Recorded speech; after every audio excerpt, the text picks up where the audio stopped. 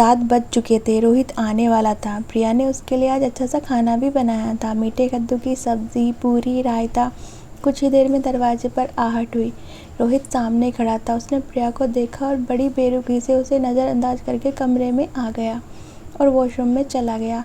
जब वो वापस आया तो प्रिया बोली, खाना लगा दिया है। वो कुछ नहीं बोला, बस चुपचाप धरती पर खाना खाने बैठ गया।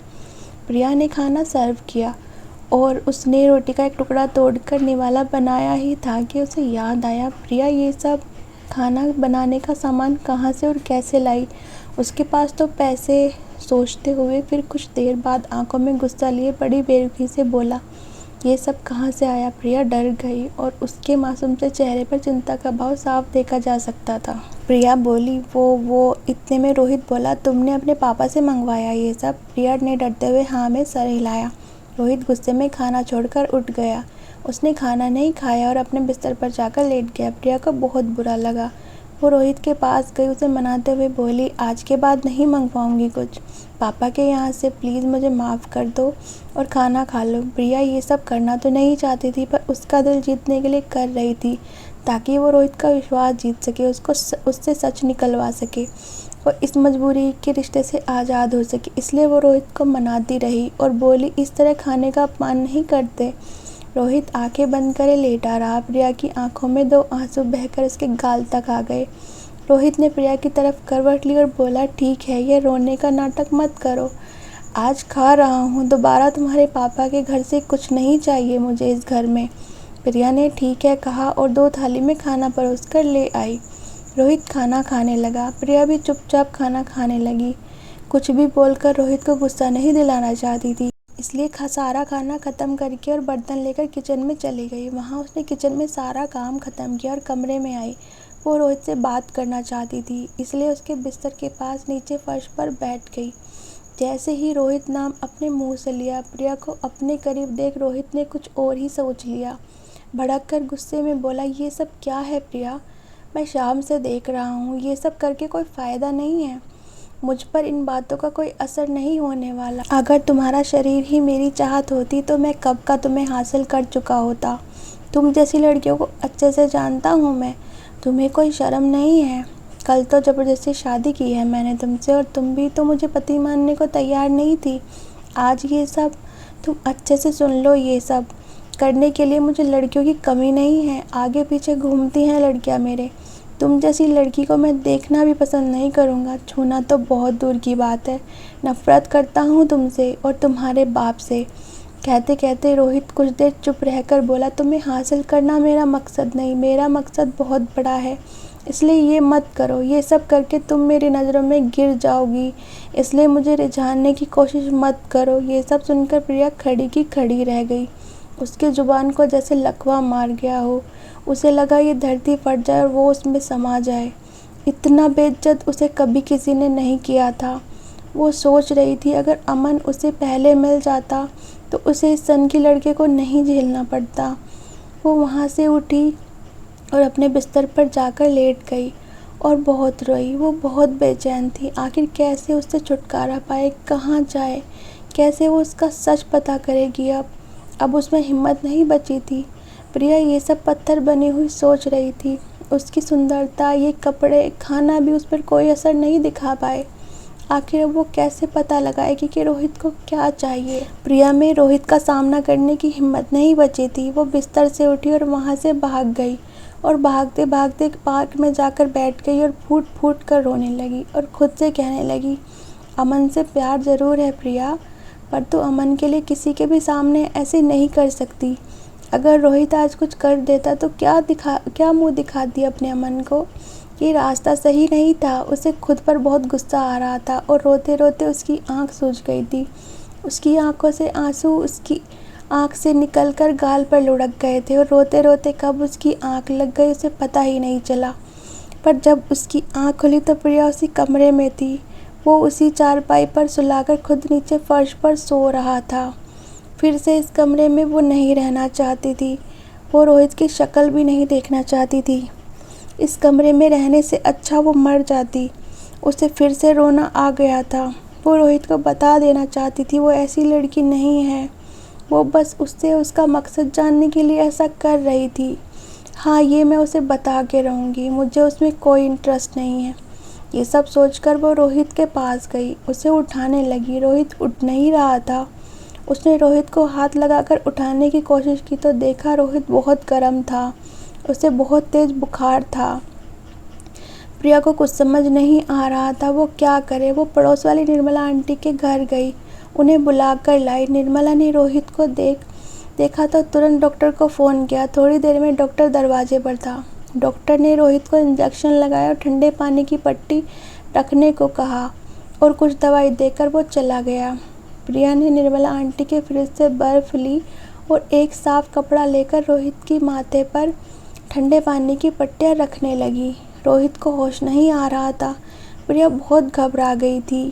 निर्मला आंटी भी वहीं थी। आखिर रात को 3 बजे रोहित का बुखार कम हुआ तो प्रिया को राहत मिली। प्रिया तो किसी जानवर का भी दर्द नहीं देख पाती थी, वो तो फिर भी एक इंसान था। जब रोहित को आराम लगा तो निर्मला आंटी भी रोहित का ख्याल रखने का बोलकर अपने कमरे में चली गई। प्रिया जैसे ही रोहित के पास से उठने लगी, रोहित ने उसके हाथ को कसकर पकड़ लिया और बड़बड़ाने लगा, प्लीज़ मुझे छोड़कर मत जाओ। प्रिया को समझ नहीं आया वो ये सब नींद में बोल रहा है या कोई नया नाटक है। प्रिया ने उससे अपना हाथ छुड़ाने की कोशिश की पर रोहित ने उसका हाथ इतना कसकर पकड़ा था कि प्रिया के हाथों में दर्द होने लगा था। इसलिए प्रिया ने खुद को छुड़ाने की कोशिश नहीं की और वहीं दीवार से सर लगाकर बैठ गई। प्रिया रोते रोते इतनी थक गई थी कि वहाँ सो गई। सुबह जब उसकी आँख खुली तो वो चारपाई पर थी। उसने उठकर नीचे देखा तो रोहित वहाँ नहीं था। वो भागकर निर्मला आंटी के पास गई, उनसे पूछा, आपने रोहित को देखा है? आंटी बोली, हाँ, वो तो बहुत जल्दी घर से निकल गया था। प्रिया ने राहत की सांस ली पर एकदम उसे ख्याल आया रोहित की तबीयत ठीक नहीं थी, पता नहीं कैसा होगा। ये सोचकर दिल उदासी से भर गया। प्रिया सोच रही थी वो रोहित की इतनी परवाह क्यों कर रही है, जबकि रात उसने ये सोचते सोचते फिर उसकी आंखों से आंसू बहकर उसके गाल पर आ गए और सोचने लगी, आखिर तुम्हारा मकसद क्या है रोहित? मुझे पाना तुम्हारा मकसद नहीं तो फिर क्यों आखिर तुमने मुझसे शादी की? पैसा भी तुम्हारा मकसद नहीं तो फिर क्यों तुमने मेरी ज़िंदगी बर्बाद की? उधर एक बड़ी कंपनी के बहुत बड़े और आलीशान ऑफिस में एक शख्स बैठा हुआ था। उसकी आंखें ठंडी थी, वो बर्फ़ जैसी लग रही थी। ऐसा लग रहा था मानो उसे किसी बात का बहुत पछतावा है। उसकी आंखें ऐसी थी जैसे वो किसी को नज़र भर के देख ले तो वहीं जम जाए। चेहरा इतना हसीन कि कोई भी मरना चाहेगा इस चेहरे पर। वो अपने चेयर पर सर टिकाकर बैठा था। उसका असिस्टेंट अतुल उसके कैबिन में आया और कुछ बोलने ही वाला था कि उसकी नज़र अमन के चेहरे पर गई। जी हाँ, ये है हमारे अमन कपूर, अमन कॉरपोरेशन के मालिक।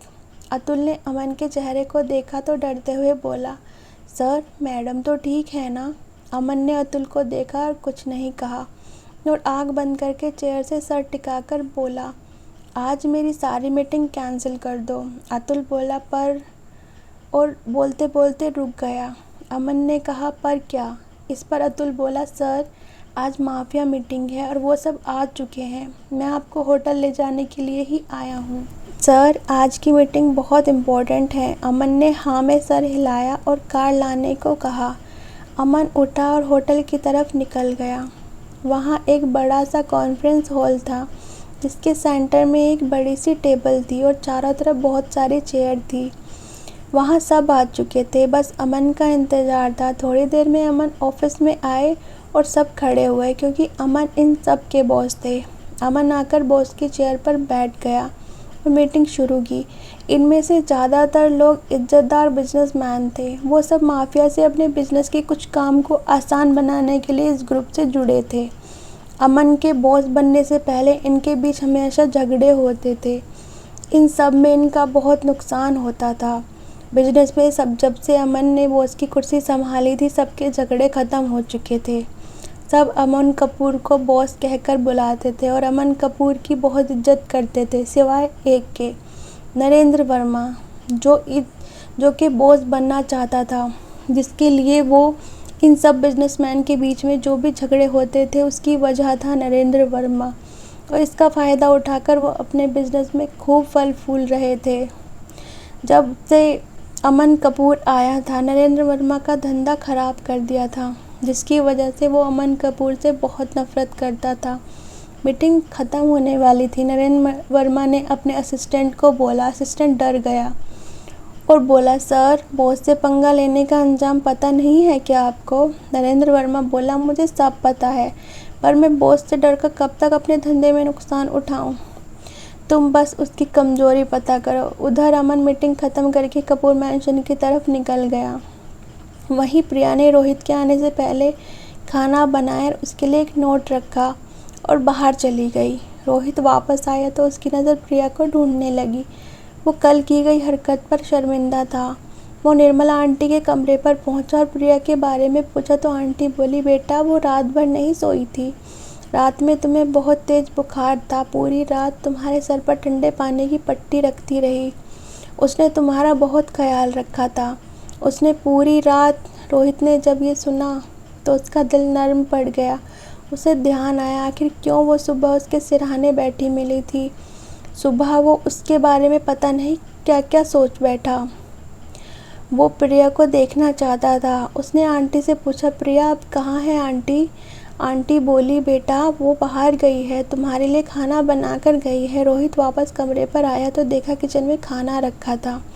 प्लेट के नीचे एक नोट था जिसमें लिखा था, तुम मुझसे नफ़रत करते हो ना, इसलिए अब मैं तुम्हें अपनी शक्ल नहीं दिखाऊंगी।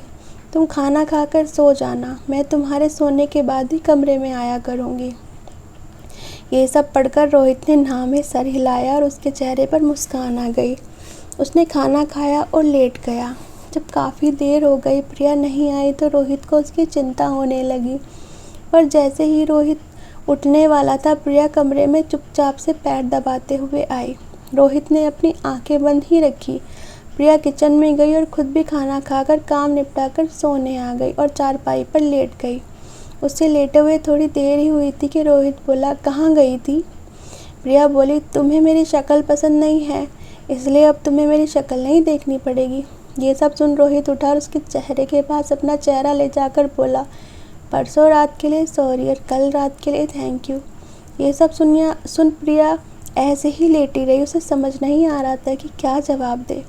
वो दूसरी तरफ मुंह करके सो गई। रोहित कुछ नहीं बोला, बस उसकी इस हरकत पर मुस्कुरा दिया। खुद भी सो गया। उधर प्रिया सोई नहीं थी, बस सोने का नाटक कर रही थी। उसने पलटकर रोहित को देखा तो रोहित गहरी नींद में सो चुका था।